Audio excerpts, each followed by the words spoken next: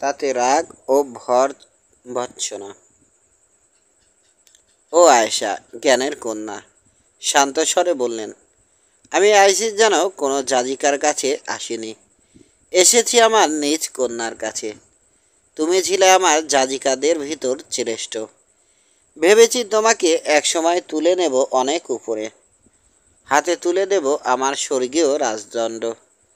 কিন্তু তুমি নিজের শপথ ভাঙলে, আমার বদলে পূজা করলে আম্ফ্রোডাইটের অ্যাফ্রোডাইটের। তুমি জানতে সে আমার শত্রু।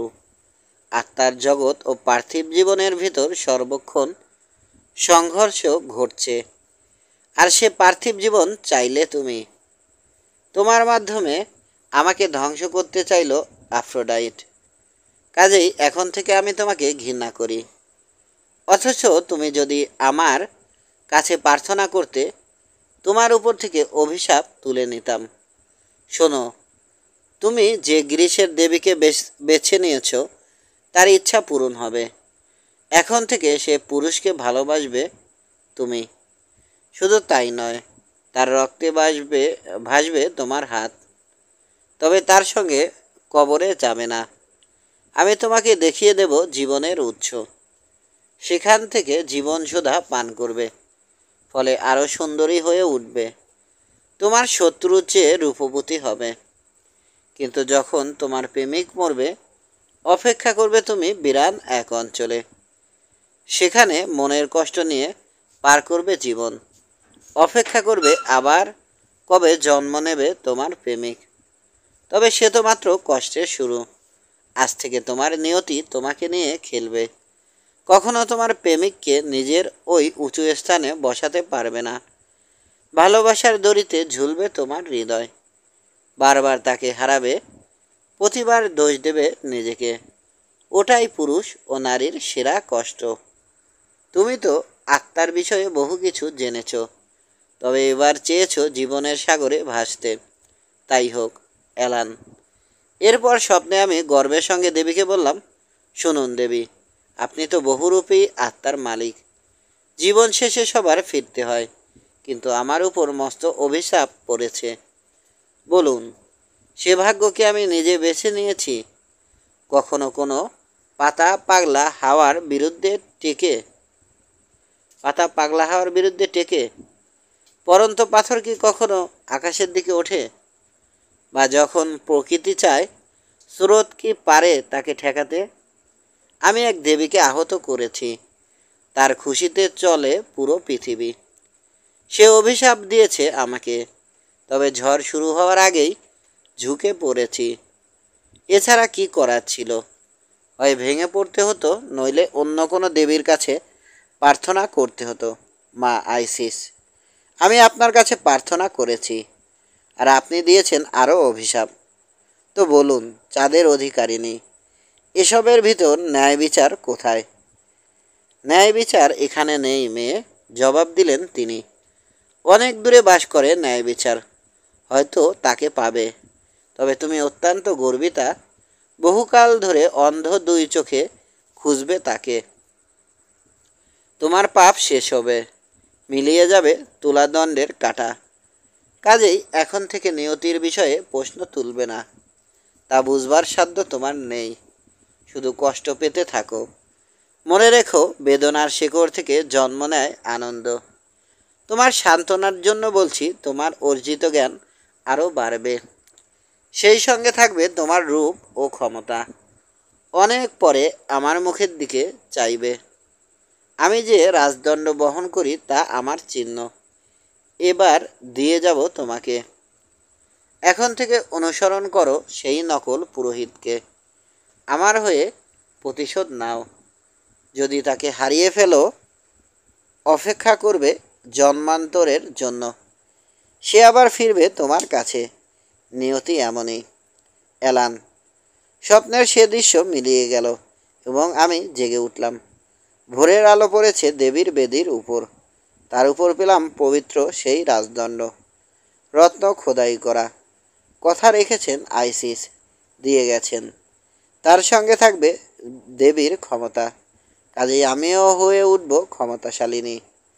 রাজদণ্ড নিলাম আমি এবং অনুসরণ করলাম পুরোহিত ক্যালিক্রেটকে। তার সঙ্গে বাধা পড়েছে আমার অন্তর। মহাজগতের সমস্ত দেবী চাইলেও আমাকে সরিয়ে রাখতে পারবে না তার কাছ থেকে। এবার আমি প্রশ্ন না করে পারলাম না কিসের জন্য।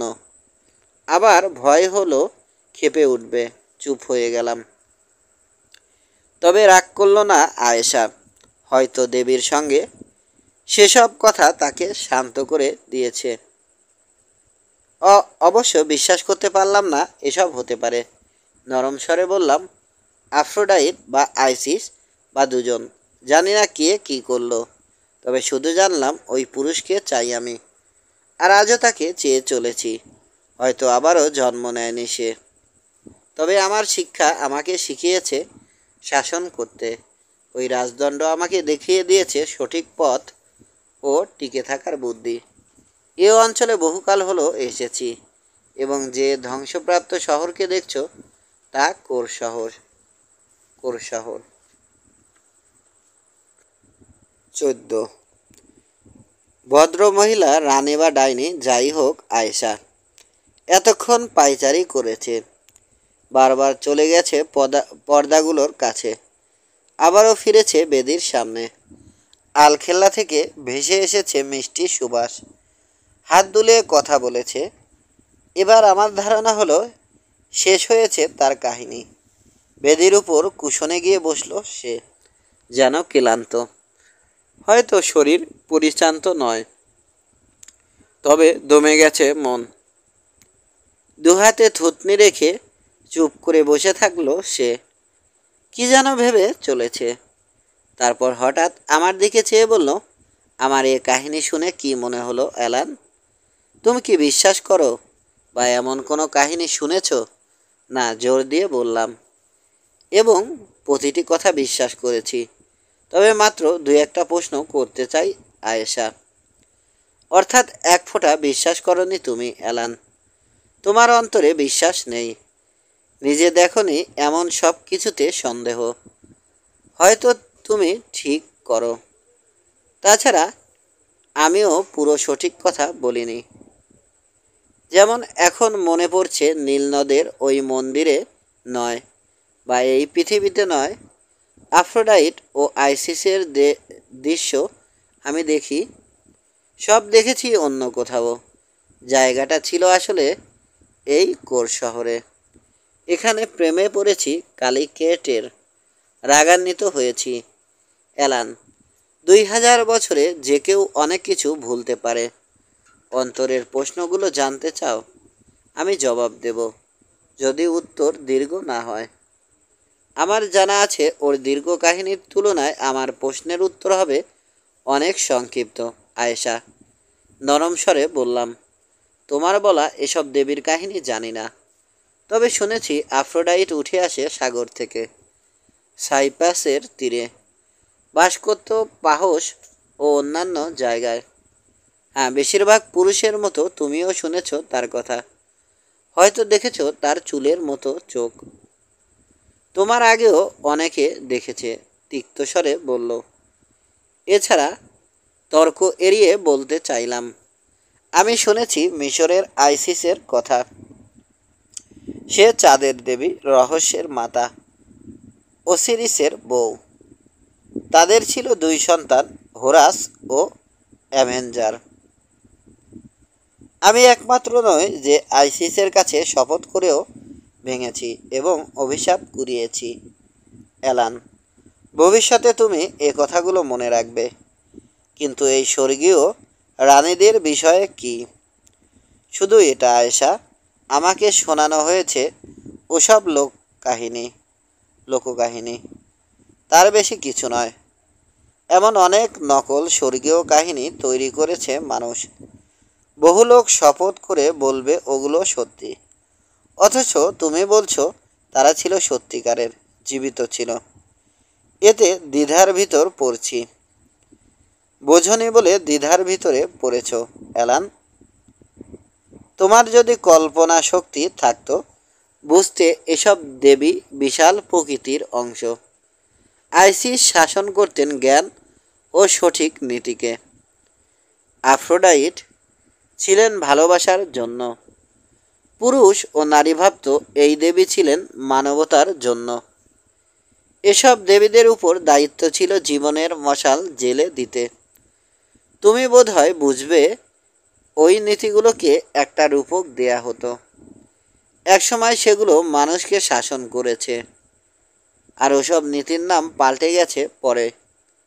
কিন্তু ওই একই নীতি রাজদণ্ডের মতো শাসন করেছে মানুষকে। আমার কথা থেকে বোধহয় বুঝতে পেরেছ। পরের প্রশ্ন বলো। মনে হলো না আমার প্রশ্নের জবাব দিয়েছে, তবে কথা বাড়ালাম না। আয়েশা কি বোঝাতে চেয়েছে সেই জানে। অন্য প্রসঙ্গে সরে এলাম। আয়েশা, আমি যদি ঠিক বুঝে থাকি, সমস্ত ঘটনার শুরুর দিকে তুমি খুশি ছিলে। তারপর বিবাদ তৈরি হলো, অর্থাৎ ফারাওয়ের শাসন আমলে। এখন তো প্রায় 2000 বছর পেরিয়ে গেছে। ওই দেশে কোনো ফারাও নেই। শেষ রানী ছিল এক গ্রেসিয়ান। তাকে হারিয়ে দেয় রোমানরা। সেই নারীকে মেরে ফেলে। অথচ আয়েশা, তুমি এমনভাবে বলেছ যেন সে সময়ের ভিতর দিয়ে কেটেছে তোমার জীবন।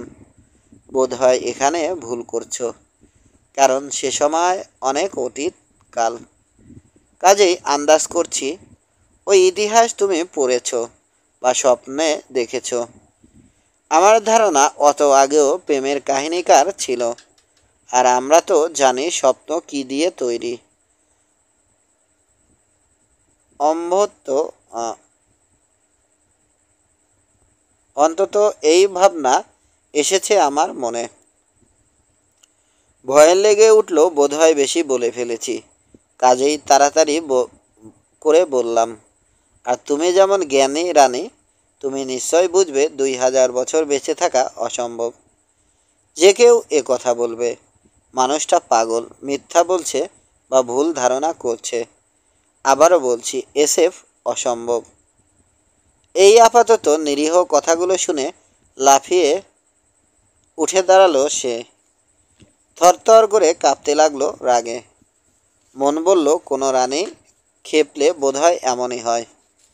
তুমি বলছো অসম্ভব প্রেমের কাহিনী, স্বপ্ন ভাবছ আমি পাগল, মিথ্যা বলছি বা ভুল ধারণা করছি। ঝনঝনে কণ্ঠে চেঁচিয়ে উঠল আয়েশা। ওহ, সত্যি আমাকে ক্লান্ত করে তুলেছ তুমি। আর তাই তোমাকে পাঠাবো কি হতে পারে আর কি হতে পারে নার দেশে। হ্যাঁ, তাই করব আমি, তবে এখন নয়। তোমার সহায়তা চাই, নইলে পাঠিয়ে দিতাম সেখানে। সেক্ষেত্রে আমার সঙ্গে কথা বলার কেউ থাকতো না। তোমার সঙ্গী তো বদ্ধ উন্মাদ, আর যারা আছে সব জঙ্গলি। এদের মতো বহু মানুষকে দেখেছি। শোনো নির্বোধ, অসম্ভব বলে কিছু নেই। তুমি বলছো অসম্ভবের কথা। বিশাল এই দুনিয়ার কতটুকু দেখেছ? তোমার 2 হাতে নিতে চাও মহাজগতের ওজন? তোমার ক্ষুদে মন দিয়ে বিচার করতে চাও এই বিশাল জগৎকে? তুমি যা বুঝতে পারো না বলে ফেলো। এ হতে পারে না। জীবনের কথা তুমি জানো, কারণ চারপাশে তাকে দেখছো। তবে মাত্র 2000 বছরকে বলা যায় পৃথিবীর তুলনায় এক ফোঁটা সময়। আর তুমি বলতে শুরু করেছো তা অসম্ভব। অথচ ফসলের কোনো দানা বা পানির ভিতর অনেক প্রাণী ওই সময় অনায়াসে বাঁচে। কোনো সন্দেহ নেই, আমার বিশ্বাস হয়েছে সামান্য এই মৃত্যুর পর চিরকালের জন্য মুক্তি পাবে। তোমার বিশ্বাস হয়েছে সামান্যই মৃত্যুর পর চিরকালের জন্য মুক্তি পাবে। না এলান, এমন নাও হতে পারে। আজ দুঃস্বপ্নে যা ভাবছো, কাল তাও হতে কাল তাও হতে পারে। তোমার বিষয়ে সেই কালো জাদুকরের কাছ থেকে সবই জেনেছি, এবং যখনই দরকার পড়বে রাতের আধারে তার সঙ্গে আলাপ করব। সে আমার মতো বহু কিছু জানে, যারা আজও জন্মেনি। তারা ভবিষ্যতে আমার মতো করে যোগাযোগ করবে। পৃথিবীর বিশাল এলাকা জুড়ে তারা নিজেদের ভিতর আলাপ সারবে। প্রেমিক চাইলে প্রকাণ্ড সাগরের ওপাশ থেকে শুনবে প্রেমিকার কণ্ঠ, শুধু তাতে থামবে না জ্ঞান। ভবিষ্যতের মানুষ এক নক্ষত্র থেকে অন্য নক্ষত্রে আলাপ করবে নিজেদের ভিতর। যারা মৃত্যু নীরব হয়েছে যারা মৃত নীরব হয়েছে, আধারে তাদের সঙ্গে কথা চলবে। তুমি কি বুঝতে পারছো কি বলতে চেয়েছি? হ্যাঁ বুঝেছি, দুর্বল দুর্বল স্বরে বললাম। তুমি মিথ্যে বলছো। তোমার মন বিশ্বাস করবার তুলনায় অনেক কঠিন। তুমি সবই শুনতে পাও, কিন্তু কিছুই বোঝো না, কিছুই বিশ্বাস করো না। ওহ, তুমি আমাকে ভীষণ রাগিয়ে দিয়েছো। আর আমি বলতে চেয়েছি কিভাবে পেলাম এই দীর্ঘ জীবন। কান পেতে শোনো, সুদীর্ঘ জীবন পেয়েছি, তবে চিরকালের জন্য নয়। কোনো সন্দেহ নেই, মরতে হবে, আমাকে বদলে যেতে হবে এবং আবারও ফিরতে হবে। আমার জীবন আর সবার মতোই। আর তোমাকে দেখাতে চেয়েছি কিভাবে পেতে হয় সেই সুদীর্ঘ আয়ু। কিন্তু এখন জানি তোমার সে যোগ্যতা নেই, কোনো বিশ্বাস নেই তোমার অন্তরে। না না, সত্যিই আমার সে যোগ্যতা নেই, বললাম। ওই মুহূর্তে মনে হলো আমি সত্যি ওর মতো 2000 বছর ধরে বাঁচতে চাই না। নইলে হয়তো এই মহিলার পাশের বাড়িতে শত শত বছর ধরে বাস করতে হবে। তবে বয়স বেড়ে যাওয়ার পর মনে হয়েছে কিছু ঘটনা যদি পিছিয়ে দেয়া যেত। মাঝে মাঝে আফসোস হয়, ওই মোক্ষম মুহূর্তে সুযোগটা নিলে বোধ হয় ভালোই করতাম। জীবনকে সুদীর্ঘ করা যেত, নানান সুবিধা পেতাম। তবে সেক্ষেত্রে আয়েশার কাছে মাথা নিচু করতে হতো। যা বিশ্বাস করি না তার উল্টো করা বা বলা আমার অভ্যাসের বাইরে। কাজেই ওই সুন্দরী নারীকে আহত করলাম। যা বলে ফেলেছ তা কখনো বদলে দেয়ার নয়, খানিক রাগ নিয়ে বলল। অথচ তুমি পেতে দীর্ঘ জীবন, হয়ে উঠতে আমার মতো দুনিয়ার প্রভু। চুপ হয়ে গেল সে। মনে হলো চেপে রাখতে চাইল অশ্রু। বাচ্চা মেয়েদের মতো ওই রাগ দেখে নিজেকে সামলে রাখতে পারলাম না। আয়েশা, তুমি নিজ ক্ষমতায় যে অঞ্চল শাসন করো তাতে মনে হয় না খুব একটা কিছু পেয়েছ। আমি যদি দুনিয়ার ক্ষমতা পেতাম তো এই অসভ্য জঙ্গলিদের ভিতর থাকতাম না। এরা নরখাদক, থাকে এই শহরের ধ্বংসস্তূপের ভিতর। হয়তো আফ্রোডাইট ও আইসিসের অভিশাপ এখনও কাজ করে। কথা থামিয়ে ওর দিকে চাইলাম। প্রচুর তর্কের পথ খুলে নিয়েছি। এ নিয়ে দীর্ঘ আলাপ চলতে পারে। মনে হলো বিস্মিত হলো। দ্বিধার ভিতর পড়ল সে। আমি যা ভেবেছি তার চেয়ে জ্ঞানী তুমি, আনমনে বলল। তুমি এমন একজন যে বুঝে ফেলেছ সত্যি বলতে কেউ কিছুর মালিক হয় না। এমনকি প্রচণ্ড ক্ষমতাশালী রাজা এ জ্ঞান পায় বহু বয়সে। সবসময় মাথার উপর থাকে অন্য কেউ, আর সে কারণে গর্ব হয় খর্ব। যেমন আমি তাদের চেয়ে অনেক বড় হয়েও এখনও শিখে চলেছি। শোনো, রাজ্য নিয়ে আমার সমস্যা চলছে, তাই চাই তুমি আমাকে সাহায্য করবে। আমার দরকার তোমার সঙ্গীদেরও, এবং সেজন্য তোমাদের পারিশ্রমিক দেব। প্রত্যেককে আলাদাভাবে যা চাইবে তাই পাবে। তোমার গম্ভীর যে সাদা মানুষ সঙ্গী, সে তার মেয়েকে উদ্ধার করার সুযোগ পাবে। সে মেয়ের কোনো ক্ষতি করা হবে না। তবে তার বাবার বিষয়ে কথা দিতে পারছি না। প্রাণ ভরে লড়াই করবে কালো বুনো সর্দার। যে বিজয় আশা করছে তা পাবে। তার চেয়ে অনেক বেশি যা চেয়েছে তাও পাবে। হলদে ছোট ওই লোক পেট ভরলে এবং কৌতূহল মিটলে সবসময় কুকুরের মতো তার প্রভুর পাশে থাকতে চেয়েছে, তা সে পাবে। আর এলান, গভীর রাতে তুমি যে মৃত মানুষগুলোর কথা ভাবো তাদের দেখবে। আমাকে যদি হৃদয় থেকে বিদ্রুপ না দিতে, পেতে আরও বহু উপহার। তবে এখন আর পাবে না কিছুই। ওইসব পেতে হলে আমাদের কি করতে হবে জানতে চাইলাম। আমরা সাধারণ দুর্বল প্রাণী, কিভাবে তোমাকে সাহায্য করব? তুমি ক্ষমতাশালিনী, তোমার বুকের ভিতর জমিয়ে রেখেছ জগতের 2000 বছরের বিপুল জ্ঞান। আমার পতাকা নিয়ে লড়াই করবে তুমি, আমার শত্রুদের শেষ করবে। এবার আমার কাহিনীর শেষ অংশ শোনো, তবে বুঝবে কেন কি ঘটছে। মনে মনে হাসলাম। এই রানী নিজ আধিভৌতিক ক্ষমতার কথা বলে, অথচ আমাদের কাছে সাহায্য চাইছে। তবে বুদ্ধিমানের মতো বন্ধ রাখলাম ঠোঁট, মুখ থাকলো গম্ভীর। অবশ্য কিছু বলে ফেললেই বা কি হতো, আমার মন তো তার বুঝবার কথা। এলান, ভাবছো এ তো বেশ অদ্ভুত।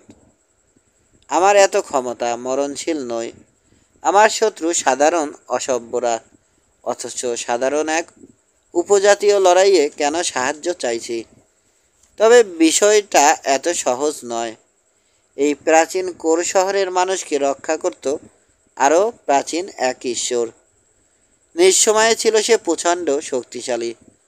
আজও তার আত্মা হানা দেয় ধ্বংসপ্রাপ্ত এই শহরে। সেই ভয়াবহ শক্তি আজও রক্ষা করে তার অনুসারীদের। এরাও ভোলেনি তাকে। তার দেখানো পথে মানুষ বলি দেয়। এই ঈশ্বরের নাম কি জানতে চাইলাম। তার নাম ছিল রেজু। এ নাম এসেছে মিশর থেকে। রে বা রা এসেছে সেখান থেকেই। বহুকাল আগে এই কোর শহর ছিল মিশরের রাজধানী। এ শহরের মানুষ জয় করে নেয় বিশাল অঞ্চল। নীলনদের অববাহিকায় তাদের সঙ্গে ছড়িয়ে পড়ে তাদের ঈশ্বরের নাম। কোরবাসীরা শাসন করত ওই প্রকাণ্ড উপত্যকার মানুষকে। তারপর বহুকাল পর মিশর জয় করে নেন প্রথম ফারাও মেনেস। রা মানে তো সূর্য, তাই না? জানতে চাইলাম। হ্যাঁ, রেজু নিজেও সূর্যের দেবতা, আগুনের মালিক, দিন ও মানুষের জীবনেরও। করা সৃষ্টির বজ্র দিয়ে মহামারী বা ঝড় হেনে শেষ করত মানুষকে। স্বর্গের কোনো শান্ত দেবতা ছিল না সে। অনুসারীদের কাছে নিয়মিত তাজা রক্ত চাইত। প্রয়োজন পড়লে বলি দিতে হতো দাসী বা শিশুদের। তবে কোরের মানুষ বিদ্রোহী হয়ে উঠল। চোখের সামনে দেখত তাদেরই কুমারী মেয়েদের বলি দেয়া হচ্ছে। সে মাংস খেত রেজুর পুরোহিতরা। শিশুদের পুড়িয়ে ছাই করে দিত। বেশ কিছু মানুষ বাধ্য হয়ে রেজুকে ত্যাগ করল, ঝুঁকে পড়ল শান্ত চাঁদের প্রতি। সে দেবীর নাম ছিল লুলালা। মানুষ ভাবতে লাগলো তাদের এই রানী সূর্য দেবতার চেয়ে অনেক বেশি ক্ষমতাশালিনী। কিন্তু এতে খেপে গেল দেবতা রেজু। কোরবাসীদের জন্য পাঠিয়ে দিল ভীষণ মহামারী। এ শহর ও চারপাশ বিরান হয়ে উঠল। মরতে লাগলো হাজার হাজার মানুষ। দেবতা শুধু রক্ষা করল নিজের সত্যিকারের অনুসারীদের, কিন্তু বেঁচেও গেল লুলালার কিছু অনুসারী। তুমি সেই মহামারী দেখো? আগ্রহী ভঙ্গি নিয়ে জানতে চাইলাম। না, আমি কোর শহরে আসার অনেক আগে ওটা ঘটে। জুনিস নামের এক পুরোহিত একটা গুহার ভিতর এ বিষয়ে লিখে রেখেছে। সে গুহা এখন আমার বাড়ি। ওখানে হাজার হাজার মানুষকে খুন করা হয়। তবে কোর শহরের পুরনো ইতিহাস যদি জানতে চাও, আমি জানাতে পারবো। এ শহরকে আমি এমনই পরিত্যক্ত দেখেছি। বহুকাল আগে গড়ে তোলা হয় এটা। এখন আছে শুধু ভাঙাচোরা বাড়ি ও পাথর। এরই ভিতর বাস করেছে নতুন এক উপজাতি। নিজেদের বলে আমাহ্যাগার। এরা আগুনে পুড়িয়ে বলি দেয় মানুষকে, পূজা দেয় রেজু দেবতাকে। এই উপজাতির পূর্বপুরুষ সেই মহামারীর হাত থেকে রক্ষা পেয়েছে। আরও কিছু মানুষ তখন বেঁচে যায়। তাদের সন্তানরা পূজা করত লোলালাকে। দেবীর বাস চাঁদে, ওখানে সে রানী। তার অনুসারীরা বহুকাল থেকে লড়াই করছে রেজু দেবতার অনুসারীদের বিরুদ্ধে। কি কারণে কোর শহরে আসো আয়শা? অপ্রাসঙ্গিক ভাবে জানতে চাইলাম। আমি কি তোমাকে বলিনি একটা নির্দেশ পেয়ে এসেছি? সঙ্গে এনেছি মহান দেবী আইসিসের রাজদণ্ড। তাছাড়া থেমে গেল আয়েশা। কয়েক মুহূর্ত পর বলল, তাছাড়া ভেবেছি হয়তো খুঁজে পাবো দুজন মানুষকে। তাদের একজন আইসিসের কাছে প্রতিজ্ঞা করেও শপথ ভেঙেছে। আয়েশা, এরপর তাদের খুঁজে পেয়েছো? হ্যাঁ, বলা উচিত তারা খুঁজে বের করেছে আমাকে। আমার উপস্থিতিতে তার পুরোহিতকে হত্যা করেছেন দেবী আইসিস। সে পুরোহিতের মনের লোভ আবারও ফিরে গেছে পৃথিবীর বুকে।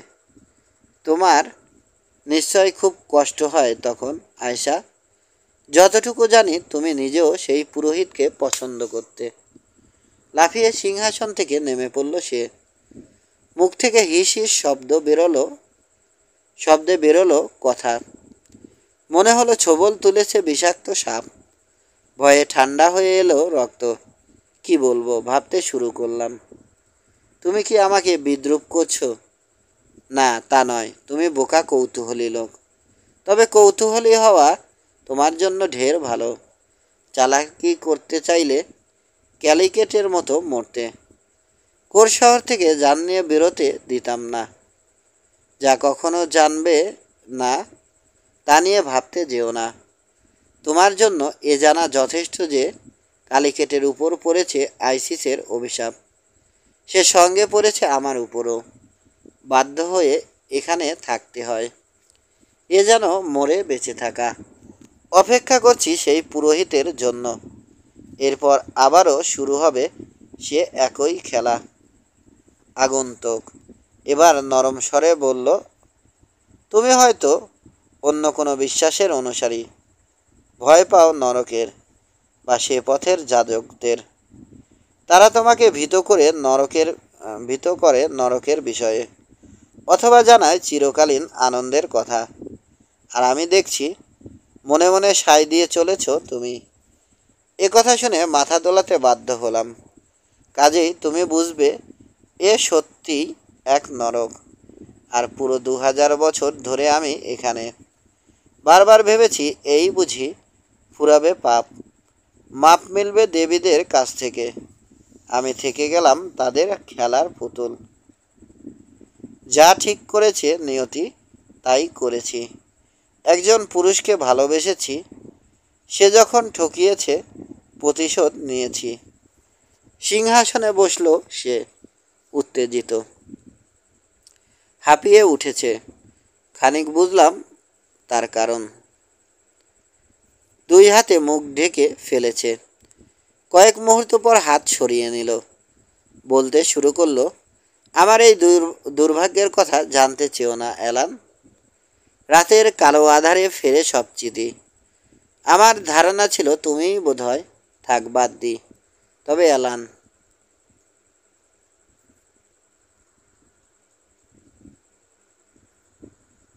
তবে অ্যালান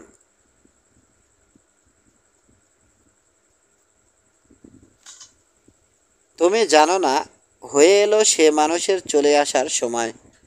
কাজেই ঘুমিয়ে থাকুক সেসব ভাবনা। মনের ভিতর যেন জেগে না ওঠে আশা। আমি যদি একটু ঘুমাতে পারতাম, ওহ, যদি তার সঙ্গিনীদের নিয়ে ফুরিয়ে যেত মানুষটা। যে সত্য আমি জেনেছি তারপরও বাঁচতে হয়। আমার চেয়ে অনেক ভালো থাকে মৃত মানুষ। হয়তো বিশ্রাম আছে তাদের। অর্ধেক আমি দেবী, বাকি অংশ মানবের। আর তাই বিশ্বের জটিলতার ভিতর থাকতে হয়। অভিযাত্রী, বোঝো কি, নিয়তি সবই স্থির করল। এরপরও তীব্র কষ্টের ভিতর বেঁচে রইলাম। দুঃখ একাকিত্বের ভিতর। তারপরও জীবন পেয়ালা থেকে চুমুক দিয়েছি প্রাণ সুধা। বাড়িয়ে নিয়েছি আউ। ঠিক যেন প্রমেথিয়ার প্রাচীন গাথার মতো। আমি যেন অপরিবর্তনশীল এক পাথরে বেঁধেছি নিজেকে। আর প্রতিদিন জীবন্ত আমার হৃৎপিণ্ড ছিঁড়ে নেয় শকুনগুলো। প্রতি রাতে আবারও স্তনের ভেতর তৈরি হয় হৃৎপিণ্ড। খুশি হই, কারণ ভুলি একই তো ঘটবে। নতুন ভোর থেকে শুরু হয় আবারও কষ্ট। এই অঞ্চলের অসভ্যরা যখন জানল কোনো বিশাল মানবীর উত্থান ঘটছে, সে চাঁদের দেবীর যাজিকা, তারা এসে ভিড় করলো আমার কাছে। ওরা তো আগে থেকে লোলালার অনুসারী, কিন্তু যারা ছিল রেজুর অনুসারী তারা সহ্য করল না। আমাকে রাজসিংহাসন থেকে সরিয়ে দিতে চাইল এবং পারল। তারা বলল, ওই দেখো, লুলালা দেবী নেমে এসেছে তার চাঁদ থেকে। এসো, আমরা সবাই মিলে রেজু দেবতার নামে তাকে হত্যা করি। বোকা লোকগুলো ভাবলো আমাকে খুন করা যায়। অ্যালান, আমি তাদের হারিয়ে দিলাম, কিন্তু তাদের সর্দারকে হারাতে পারলাম না। সে লোকেরও নাম রেজু। তার অনুসারীদের ধারণা সেই স্বয়ং দেবতা নেমে এসেছে পৃথিবীতে। তাকে হারাতে পারলে না কেন? জানতে চাইলাম। একটা কারণে, অ্যালান। দেবী আইসিস আমাকে যে দীর্ঘ জীবন দিয়েছেন, সে একই জীবনের পেয়ালা থেকে চুমুক দিয়েছে এই লোক। তাকে কোনো কারণে এ ক্ষমতা দিয়েছে সূর্য দেবতা। তাকে বা আমাকে কখনো ছোবে না মহাকাল। তার সাধ্য আমারই সমান। তবে তার মতো বর্ষা নেই আমার, কাজেই কিভাবে ছিঁড়ে নেব হৃৎপিণ্ড? তাছাড়া তার পরনে দেবতার দেয়া অশুভ বর্ণ। বর্ষা থাকলেই বা কী করতে? জানতে চাইলাম। ওর গল্প শুনে হতভম্ব হয়ে গেছি। কিছুই করতে যেতাম না বা করব না, অ্যালান। তবে একটা কুঠার হয়তো সফল হবে। তুমি তো জেনেছ, শত বছর ধরে কোর শহরের চারপাশের মানুষ ভেবেছে আমি চাঁদের লুলালা দেবী। এরা আমাকে পুরোপুরি মানে, কিন্তু পাহাড়ের ওপাশে রেজুর শক্ত দুর্গ, তাকে পূজা দেয় তার অনুসারীরা। এভাবে চলছিল, কিন্তু বেশ কিছুদিন ধরে হামলা শুরু করেছে সর্দার রেজু। ফসলের মাঠ ধ্বংস করছে, কেটে নিচ্ছে ফসল। এখন শুরু করেছে হুমকি। সে আমার কাছ থেকে কেড়ে নেবে কোর শহর। এদিকে শহরের প্রতিরক্ষা এত ভালো নয়, তাকে ঠেকাবো। আরও সমস্যা আছে। রেজু একা রেজু এক সাদা মেয়েকে খুঁজে এনেছে। তাকে সে কোরের রানী করতে চায়। এ যদি করতে পারে, হাসির পাত্রী হব আমি। জানতে চাইলাম। সাগরগামী জাহাজের সর্দার, অর্থাৎ যে সাদা মানুষ প্রতিশোধ নেন, তারই মেয়েকে তুলে এনেছে। হ্যাঁ, অ্যালান। রেজু যে মুহূর্তে জানবে আমি মারা গেছি বা পালিয়ে গেছি, সে মেয়েকে কোরের রানী করবে। এতকাল আমার কথায় বহু মানুষ চলেছে, কিন্তু এবার তারা মুখ ঘুরিয়ে নেবে। নিজে রেজু ওই মেয়েকে নিয়ে কোর শহরে আসবে। মেয়েটির মুখে থাকবে নেকাব। আজ পর্যন্ত এই এলাকার কেউ আমার মুখের দিকে চায়নি। কেউ বুঝবে না সে আসলে আমি নই। কাজেই বুঝতে পারছো, ওই রেজুকে মরতে হবে। অবশ্য অবশ্য যদি মরে, আমাকে সে কখনো শেষ করতে পারবে না। তবে লুলালার প্রজাদের সরিয়ে নেবে আমার কাছ থেকে। সেক্ষেত্রে আমি কি করব? দেবীর নির্দেশ অনুযায়ী সে মানুষটির অপেক্ষায় এখানে থাকতে হবে। হয়তো তোমার অন্তর বলছে অসভ্য মানুষগুলো না থাকলেই বা কী, কিন্তু ওরা আমার প্রজা। এই দাসদের নিয়ে কাটিয়েছি দীর্ঘ সময়। তাছাড়া আমি শপথ করেছি শয়তান রেজুর হাত থেকে ওদের রক্ষা করব। এই মানুষগুলো আমাকে অন্তর থেকে বিশ্বাস করে, কাজেই ওদের রক্ষা করা আমার জন্য সম্মানের প্রশ্ন হয়ে দাঁড়িয়েছে। কারণ আজ পর্যন্ত কেউ বলতে পারেনি আমাকে বিশ্বাস করে ঠকেছে। চাই না ভবিষ্যতে কেউ বলুক তার কোনো ক্ষমতা নেই, তাকে সিংহাসন থেকে তুলে ছুঁড়ে ফেলা হয়েছে। একটা কুঠারের কথা বলেছ, ওটা বিষয়ে জানতে পারি। আয়েশা, একটা কুঠার কেন হত্যা করতে পারে রেজুকে? অ্যালান, এ এক রহস্যময় বিষয়। এ নিয়ে কোনো কথা বলতে চাই না, নইলে অনেক গোপন কথা বলতে হয়। তোমাকে এসব জানাতে চাই না। তুমি শুধু এটুকু জানলেই চলবে, রেজু যখন জীবনের পেয়ালা থেকে জীবন সুধা পান করলো, তখন তার সঙ্গে ছিল তার কুঠার। ওই প্রাচীন কুঠার নিয়ে ছড়িয়েছে বহু কাহিনী। বলা হয় ওই কুঠার তৈরি করেন দেবতারা, এবং সম্ভবত ওটার আয়ু রেজুর চেয়ে বেশি। কেউ জানে না কিভাবে তা সম্ভব, তবে কাহিনীর গাথা এভাবে বেড়েছে। এটা অন্তত জানি, জীবনের দরজা যে পাহারা দেয় সে বহু রহস্যের প্রভু। বহুকাল আগে আমি যখন কিশোরী ছিলাম, প্রচুর দর্শন শিখি, তবে বুদ্ধি করে ওই দরজার পাহারাদারদের দিকে যায়নি। নিজেই সে বলেছিল, নারী দেহের টানে বদলে যায়। রেজুকে সে বলেছে, কখনো কোনো কিছু থেকে তোমার ভয় পেতে হবে না, শুধু তোমার নিজ কুঠার ছাড়া। এরপর থেকে তার কুঠার পাহারা দিত রেজু। অন্য কেউ যদি ওই কুঠার তুলে আঘাত হানে, তো মরতেই হবে রেজুকে। এছাড়া কিছুতে মরবে না সে। মহাকবি হোমারের গান দ্য হিল অব একিলেসের মতো। তুমি হোমার পড়েছ অ্যালান? অনুবাদ পড়েছি। ভালো। ওই কাহিনী তুমি জানো। হিল অব একিলেসের মতো আমি বলবো, একমাত্র ওই কুঠার পারে রেজুর দেহ ভেদ করতে, তাকে মৃত্যু দিতে। সে জীবনের দরজার পাহারাদার। কি করে জানলো? জানতে চাইলাম। এ বিষয়ে কথা বলতে চাই না। বিরক্ত মনে হলো তাকে। হয়তো সে জানে না, হতে পারে এসব সামান্য কাহিনী। তবে এটা ঠিক যে রেজু এটা বিশ্বাস করে। আর পুরুষ যা বিশ্বাস করে তা তার জীবনে সত্যি হয়ে আসে।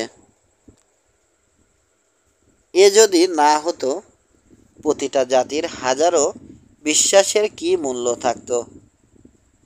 সেক্ষেত্রে সবাই মিলে পড়তো ভীষণ ভীতি কূপের ভিতর। যারা কিছুই বিশ্বাস করে না, তাদের থাকে শুধু অবিশ্বাস, আর কিছুই থাকে না অ্যালান। হয়তো শুকনো স্বরে বললাম, তবে শেষে কি হবে ওই কুঠারের? শেষে ওটা হারিয়ে যাবে। অনেকে বলে এক নারী ওই কুঠার চুরি করে নেবে রেজুর কাছ থেকে। ওই মেয়েকে ত্যাগ করেছিল সে, ফলে কুঠার হারানোর পর বাকি জীবন ভীষণ ভয়ের ভিতর কাটাবে রেজু। না, যথেষ্ট। আর বাজে প্রশ্ন করো না। আরেকটা প্রশ্ন এসেছিল মনে, কিন্তু আবার শুরু করলো সে। বরং এই কাহিনীর শেষ জেনে নাও। রেজু বিষয়ে যে ঝামেলা চলছে তা মনে ছিল আমার, সঙ্গে ওই অদ্ভুত কুঠারের কথাও।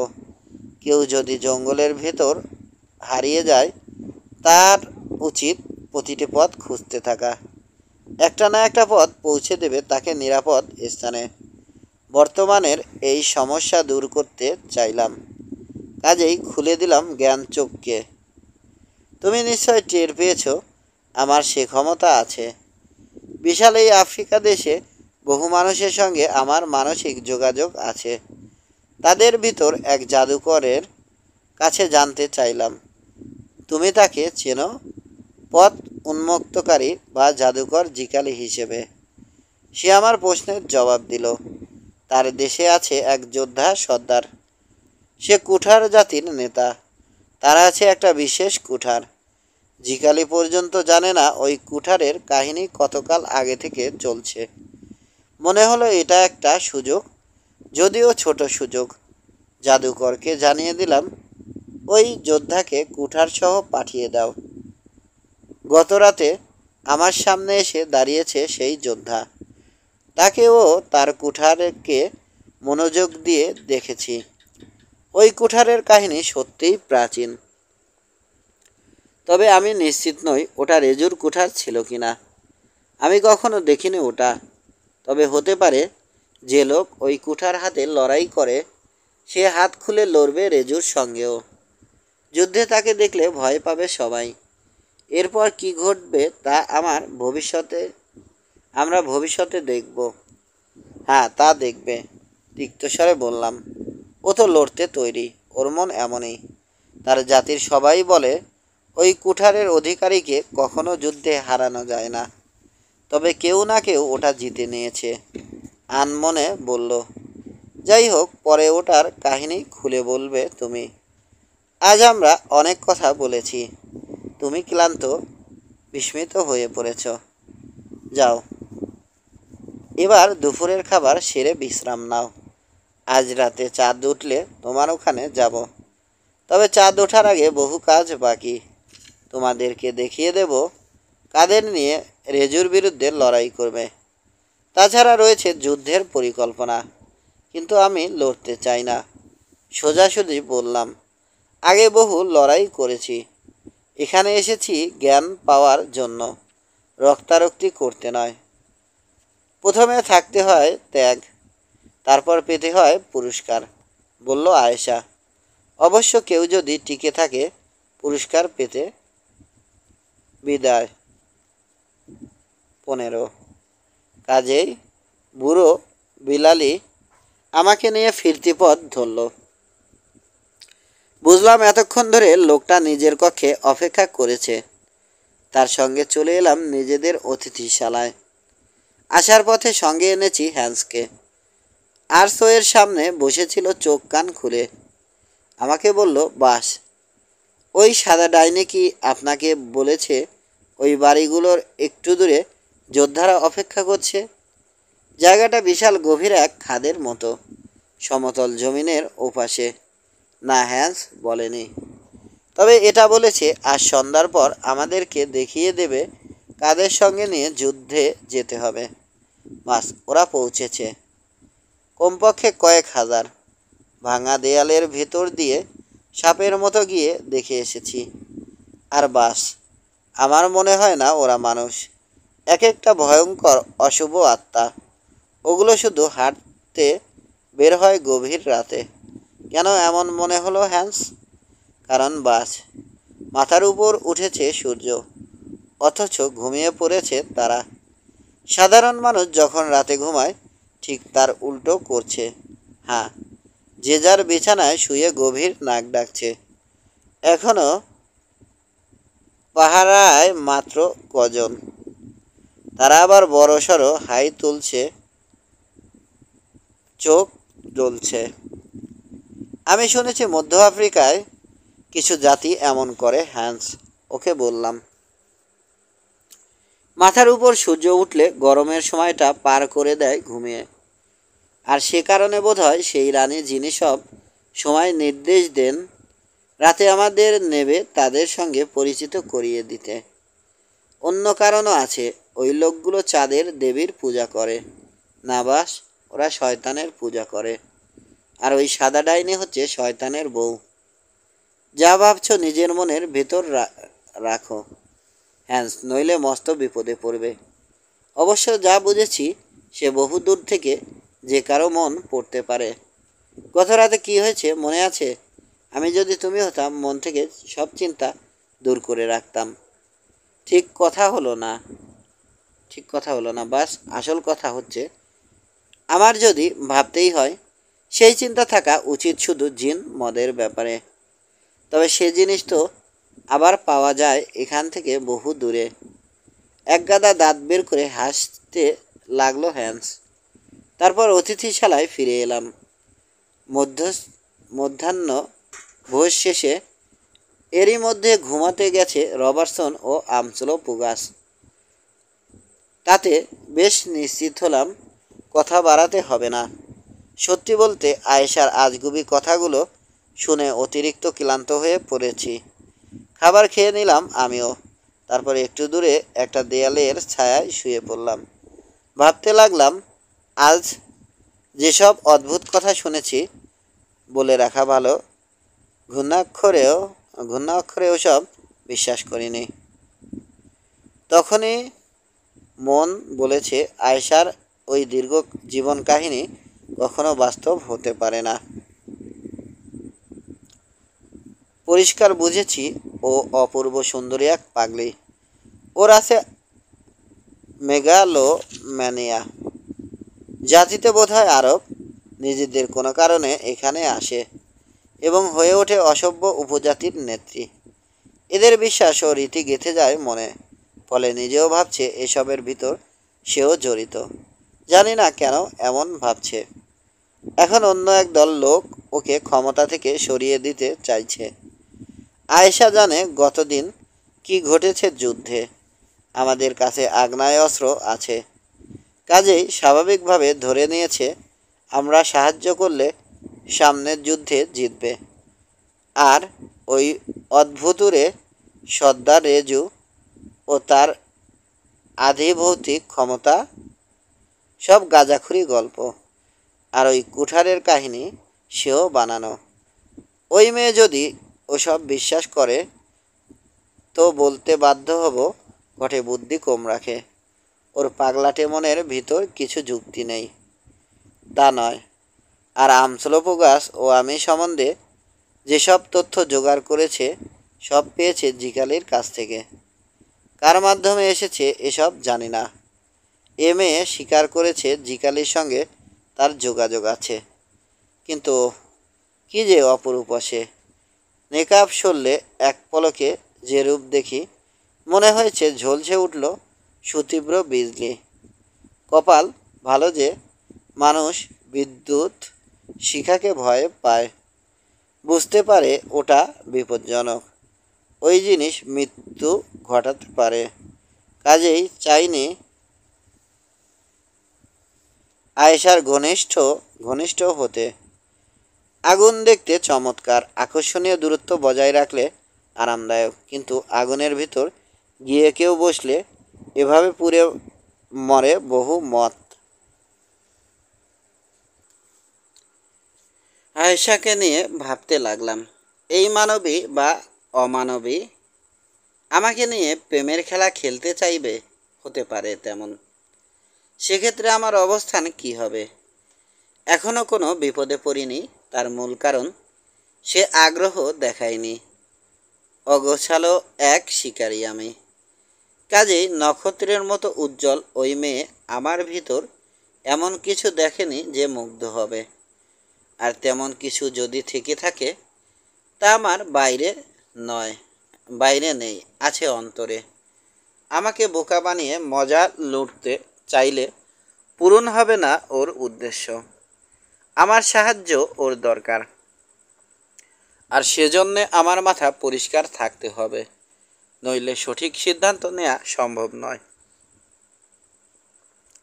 তাছাড়া সে নিজে বলেছে গভীরভাবে মজে আছে এক পুরুষের প্রেমে। এ বিষয়ে প্রায় কিছুই বুঝিনি। আমাকে বলেছে সে অত্যন্ত রূপবান পুরুষ, তবে হালকা চরিত্রের মানুষ। ওকে ছেড়ে অন্য মেয়ের প্রেমে জড়িয়েছে। তার নষ্ট চরিত্রের কথা বলে মন থেকে দূর করে দিতে চেয়েছে তাকে। সে কারণে জোর দিয়ে বলেছে তাকে দেখেছে আজ থেকে 2000 বছর আগে। গত 2000 বছর ধরে যে কেলেঙ্কারি হয়েছে, মানুষ ধরে নিয়েছে সব বিশাল প্রেম ও সম্মানের কাহিনী, যেমন ক্লিওপেট্রার সঙ্গে সিজার, মার্ক অ্যান্টনি ও অন্যান্য ভদ্রলোকের প্রেম। সবচেয়ে সহানুভূতি পেয়েছে ক্লিওপেট্রার কাহিনী। এমনকি সে কাহিনী পড়ানো হয় বোর্ডিং স্কুলে। ইতিহাসের বই থেকে এই মহিলার কাহিনী মুছে দেয়া হলে সেক্ষেত্রে তা হবে মানব জাতির মস্ত ক্ষতি। এই একই কথা খাটে হেলেন ফ্রিজিন ও অনেক মানুষের বিষয়ে। যে কেউ বুঝবে ইতিহাসের সেরা আকর্ষণীয় পুরুষ নারীরা ছিল নষ্ট চরিত্রের, বিশেষ করে নারীরা। যখন আমরা শুনি কেউ ভালো, তার বিষয়ে আগ্রহ থাকে না। যেভাবে হোক এটা টের পেয়েছে আয়েশা, কাজেই তৈরি করেছে সুদীর্ঘ এক প্রেমের কাহিনী। আমরা এমনই কাহিনী চাই। বিস্ময় লাগে কিভাবে এত দূর দেশে বুড়ো জিকালির সঙ্গে পরিচয় হলো আয়েশার। তবে আগেও বহুবার দেখেছি জাদুকর ও ডাইনিরা কিভাবে যেন অদ্ভুত উপায়ে নিজেদের ভিতর যোগাযোগ রাখে। অবশ্য আমার সন্দেহ নেই কারো না কারো মাধ্যমে যোগাযোগ হয়। সম্ভবত বার্তা বাহক এ কাজ করে। কখনো এমন মনে হয়েছে জাদুকর ও ডাইনিরা টেলিপ্যাথি জানে। তর্কের খাতিরে যদি ধরে নিই, ঝানু দুই জাদুকর জিকালি ও আয়েশা পরস্পরের মনের কথা জেনেছে এবং একই সঙ্গে একই কাজে নেমেছে, তবুও বলতে হয় এরা সাধারণ কোনো যোগাযোগ পদ্ধতি ব্যবহার করেছে। বহুকাল থেকে পরস্পর আলাপ করার জন্য চলছে বার্তাবাহক প্রেরণ। ঘটনা যাই হোক, মূল কথা আমাকে ঠেলে দেয়া হয়েছে যুদ্ধের ময়দানে এবং ওটা এড়ানো অসম্ভব। হয়তো ইনেসকে পেতে গিয়ে মরতে হবে,